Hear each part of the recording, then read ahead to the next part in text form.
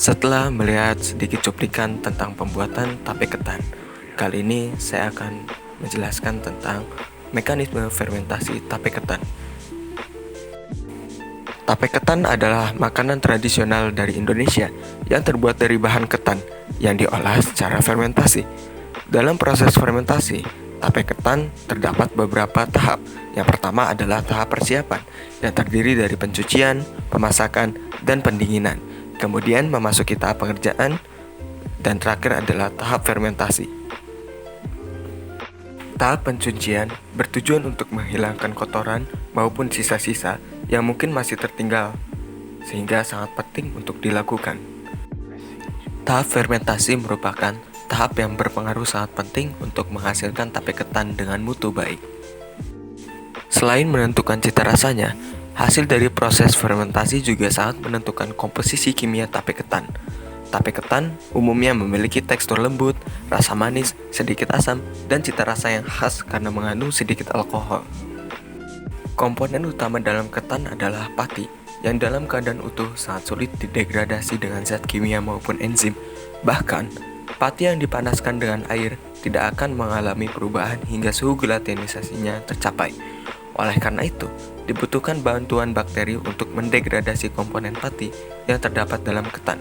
Ragi mengandung bakteri asam laktat yang sangat dibutuhkan untuk fermentasi tape ketan. Di dalam ragi, terdapat bakteri Saccharomyces cerevisiae. Bakteri ini memiliki kemampuan dalam mengubah karbohidrat, yaitu fruktosa dan glukosa, menjadi alkohol. Berikut ini adalah persamaan reaksi kimia yang terjadi dalam tape. Awalnya, beras ketan yang digunakan sebagai bahan dasar, kemudian nantinya akan digunakan sebagai substrat bagi bakteri Saccharomyces cerevisiae dalam proses fermentasi. Ragi di sini berfungsi dalam mempercepat fermentasi tape ketan karena pada ragi tergantung bakteri Saccharomyces cerevisiae. Daun pisang yang digunakan untuk membungkus ketan telah dicampur ragi agar dapat berlangsung fermentasi, karena apabila telah dibungkus, suasananya akan bersifat anaerob. Dalam pembuatan tape ketan, terlebih dahulu beras dimasak agar memudahkan jamur dalam melakukan fermentasi.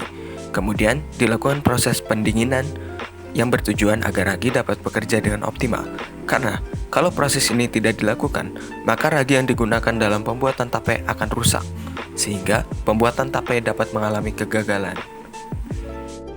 Pada proses pembuatan tape ini, saya melakukan 2 kali proses pemasakan. Proses yang pertama, beras ketan dimasak setengah matang. Bisa dilihat pada layar perbedaan tekstur pada pemasakan pertama dan pemasakan kedua.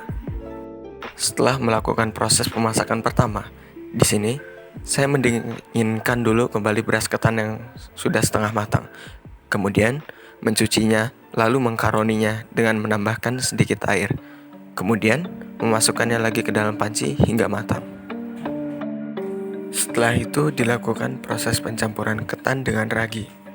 Di sini saya tidak menambahkan bahan apapun seperti gula. Lalu campuran tersebut dibungkus dengan daun pisang dan ditaruh pada wadah yang tertutup dalam suhu kamar. Penutupan yang rapat ini bertujuan untuk mengurangi atau mencegah adanya udara yang masuk ke dalam tape.